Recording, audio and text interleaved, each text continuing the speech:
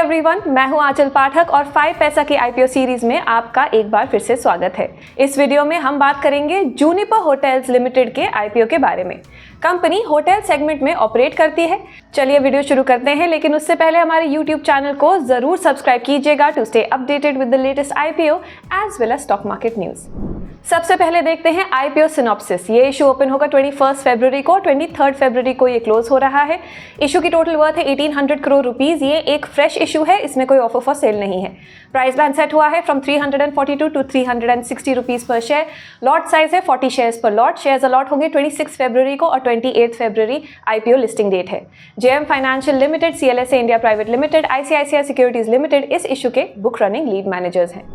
Issue से raise किए गए फंड्स डेट की पेमेंट और जनरल कॉर्पोरेट पर्पसेस के लिए यूज होंगे।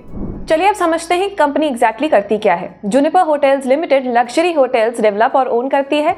Surf hotels, Juniper investments and 2Cs holdings इस कंपनी को ओन करते हैं।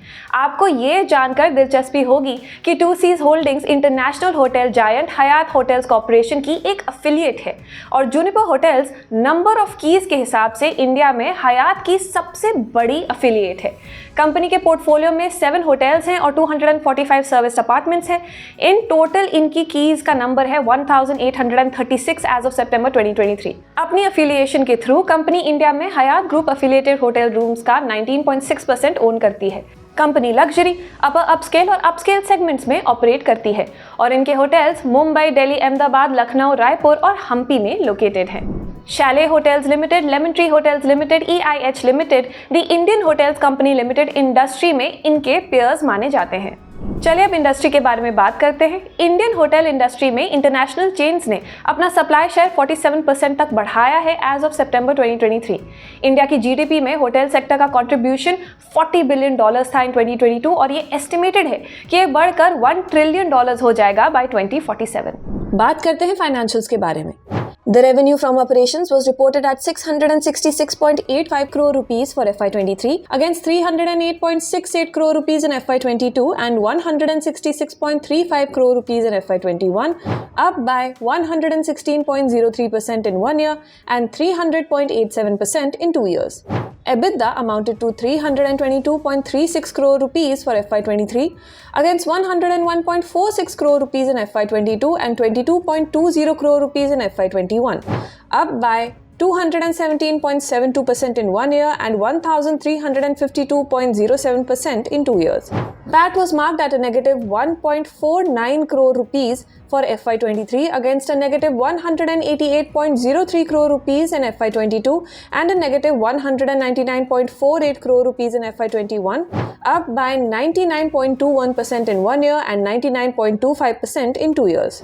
Total assets for FY23 were reported at 3,020.26 crore rupees against 3,069.86 crore rupees in FY22 and 3,055.53 crore rupees in FY21, down by 1.62% in 1 year and 1.15% in 2 years.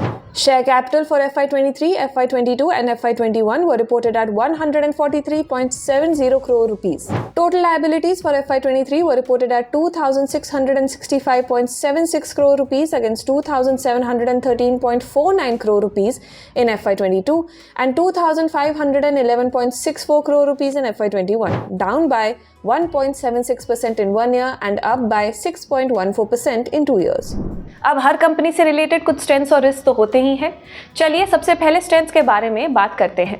Company hotel opportunities identify करने में और site selection में एक expert है। इनकी asset management capabilities काफ़ी अच्छी है। कंपनी के मल्टीपल रेवेन्यू स्ट्रीम्स हैं। It is well positioned to benefit from industry trends और इनके प्रोमोटर्स और मैनेजमेंट टीम भी काफ़ी एक्सपीरियंस्ड है। अब अगर रिस्क की बात करें तो कंपनी की कुछ सब्सिडरीज ने पास्ट में लॉसेज इनकर किए हैं। कंपनी का डेट सब्सटैंशियल है और इनकी कैश फ्लो की डिमांड काफ़ी हाई है। रेवेन्यू मोस्टली दिल्ली और मुंबई के होटल्स और सर्विस अपार्टमेंट से आता है। कंपनी ने पास में नेगेटिव कैश फ्लोज भी रिपोर्ट किए हैं और बिजनेस काफ़ी कैपिटल इंटेंसिव है। इनकी इंडस्ट्री भी काफ़ी कंपेटिटिव है। As usual, thank you so much for watching this video. अगर आप इस आईपीओ के लिए अप्लाई करने वाले हैं तो हमें कमेंट सेक्शन में ज़रूर बताएं और अगर आपको ये वीडियो पसंद आया तो प्लीज़ इसको अपने फ्रेंड्स और फैमिली के साथ ज़रूर शेयर कीजिएगा। Investments in securities market are subject to market risks. Read all related documents carefully before investing.